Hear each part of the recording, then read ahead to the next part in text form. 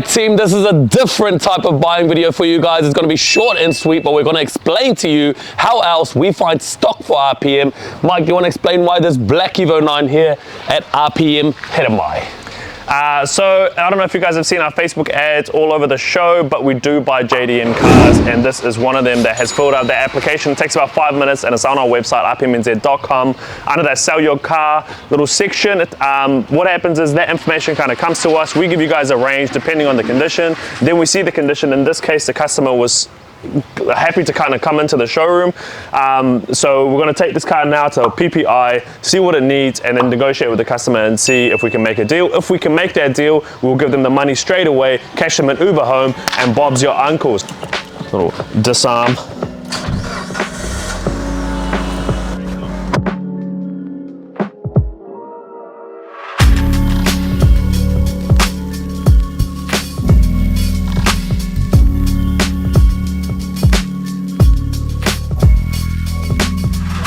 So what's happening right now is that we've got this Evo 9 here. It's going to go on the hoist. Mr. Mubin here, the workshop manager, is going to have a look at it, check it out. Now, when it comes to a workshop like this, it's a little bit better than me and Mike going out to someone and checking it out. We can actually gauge a better idea of what it actually needs, right? So by the end of this, we should actually know, A, is it going to be worth it?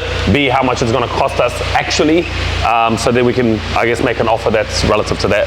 Yeah, and we just did a CarJam report on it as well, and it came up as re-registered. So we don't really, personally, we don't care about re-registered cars, because if it was crashed, it needed to go through the proper NZ law compliance rules or whatever to go back onto the road, and then otherwise it could have just been sitting there for over, what is it, 1 year? Yeah, it's 1 year. 1 year without rego, and then it could have needed re-compliance. To be honest, that's probably what this one is, because the paintwork looks like it's been just sitting around. There's a little, you know, it looks a bit dirty and whatnot. I wouldn't be surprised if the guy actually just let it lapse. So yeah, we'll figure that out. I think we'll figure that out when we put it on the hoist, and we can kind of see if there was any damage or not.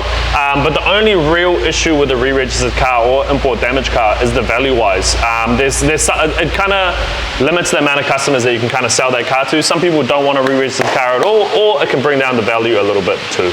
Registered moves, so we just want to know if we can see any damage, see if it's been written off or it was just like a lapsed one. So the only thing I can really see is these injector seals, I think, are slightly leaking, because there's like a bit of like a residue around them. Oh, yeah. Them, yeah. But like, probably not really like.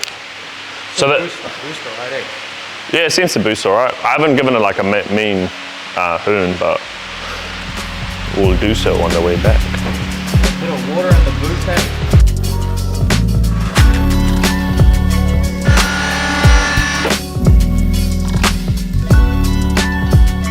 Oh. Is that factory too? It's looking a little bit like wonky. Do you reckon this looks factory, or do you reckon it looks wonky? It's definitely a little bit wonky. Like that's definitely it. Yeah. But like that, That's factory. That's factory, yeah. It's just that. It's not too bad. It's not horrible, no. But it's something. Tire here as well. Okay. See this tire here, mate? Look at that. See, this is something we wouldn't even see if we were coming, right? From the outside, it's pretty good, but you can kind of see that happening. Do you reckon there's anything that indicates that it's been written off and redone, or do you reckon it was just kind of sitting there and lapsed? I just want to know why the exhaust is leaning with it. Like, any idea why it's leaning like that? Lean with it. It was like in 2006, it was like 2000 era, so it's probably like listening to that song, like Lean With It, Rock With It. You got like a little bit of like, see what someone's done some covering up here. What's going on there, you know? Yeah, that's true. So probably a little bit of work done here and there, but Yeah, true, that side's not painted. Cancel what I said before.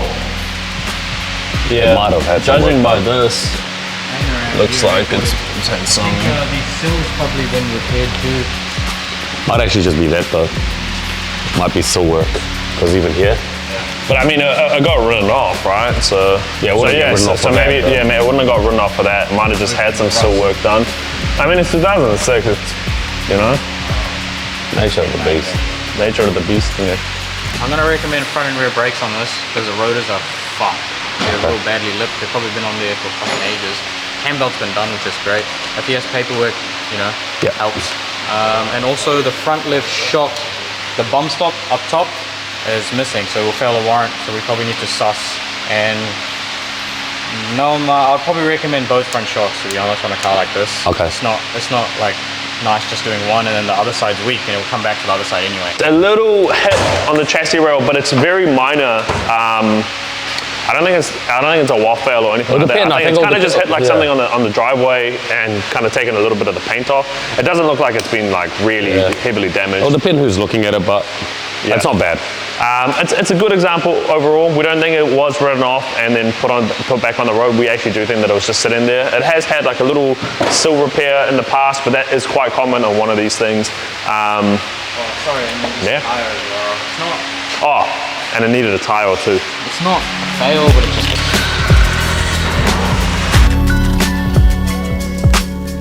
just. 6-speed manual one. I think actually all Evo 9s are 6-speed. Some of the Evo 8s come 5 or 6.